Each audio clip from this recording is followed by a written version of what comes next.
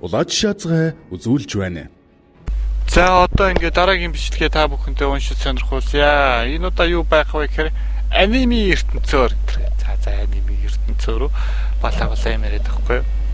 За ингээд энэ бичлэгийг үзэх өглөө багууд ихүүд өдөр орой биш өдөр өд тунд орой шөнийн мэндийг хүргье.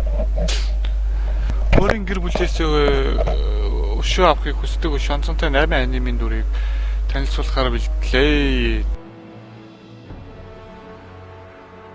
За, Uchiha Sasuke.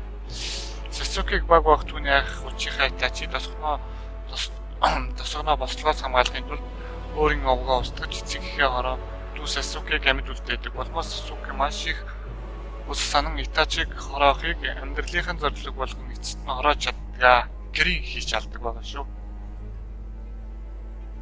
Ryuko Maito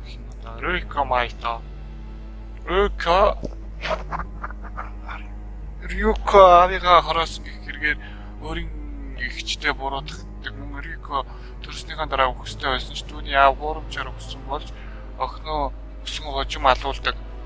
Үүнээс болон гэр бүлийн ус хонцон эрх мэдлийн асуудлаас болж Ryuko Maito өөрийн ихч болон төрсөн ээжигээ суудлаас нь буулгаж авахар шийддэг.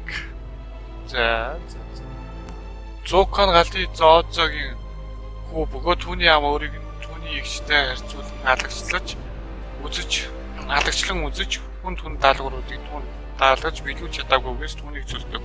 Зока зөвлөгдсөн ч өөрийн нэртрөө буцааж орж чадна гэж итгэж байсан улмаар аватартай нийлэн өөрийн гэр бүлийн эсрэг байлдаг. 4. Мелодос нь чөтгөрийн хааны хүү бөгөөд 16 гих чөтгөрийн авгийн ультимейт зэргүүдийн салааны ахмад байсан юм.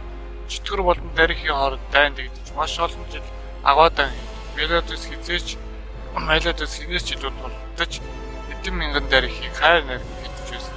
Элизабет гих дарихтэй таарснаар түүнд дурлдаг.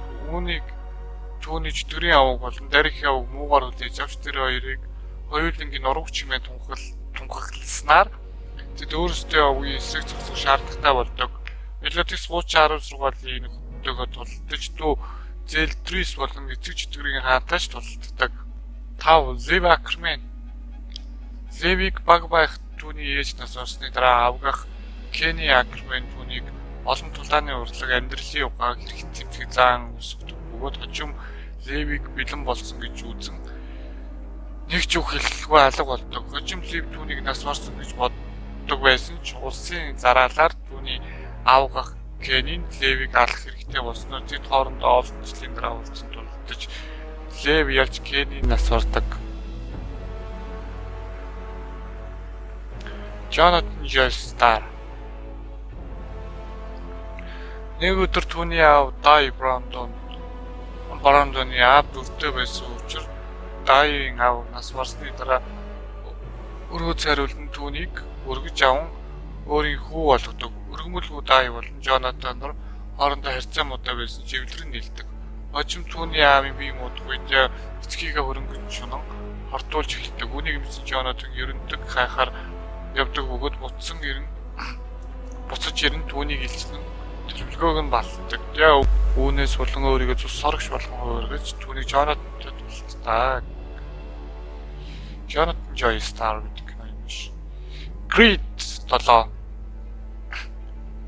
Шунлын homunculus өөрийн шунал болон бусдад захирагдах дургүй зангаасаа болон ах トゥ homunculus-удаас холбоогоо таслан хуваараа ирэх үед л хүчтэй тэнүүжилдэг. Хожим Bradley буюу уур хилэнгийн homunculus түүнийг барин төв рүү аваач түүнийг хайдуулан хүн ухааны чулуу гарган авч шин шунлыг бүтээсэн ч түүний өмнөх шунлын ой санамж уур хилэн харуулсуулж шунсан үлдсэн байдаг бөгөөд тэрийгэ дахин санан Элрикийн ах дүүстэй нийлэн өөрийн гэр бүлийн эсрэг тулдаг.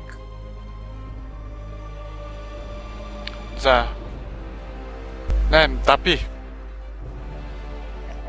Энда war хүүхдүүдээ агуу хүчтнүүдийн дийлэх хэрэгсэл болгон ашигладаг байв.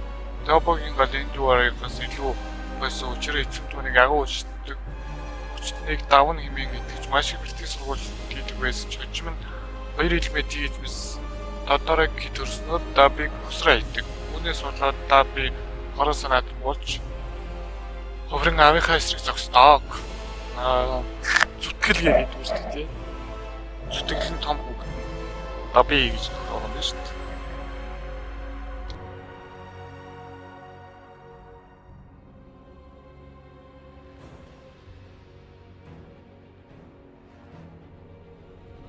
Та илүү их сонирхолтой мэдээлэл үзхийг хүсвэл манай сувгийг subscribe дарж дэмжээрэй.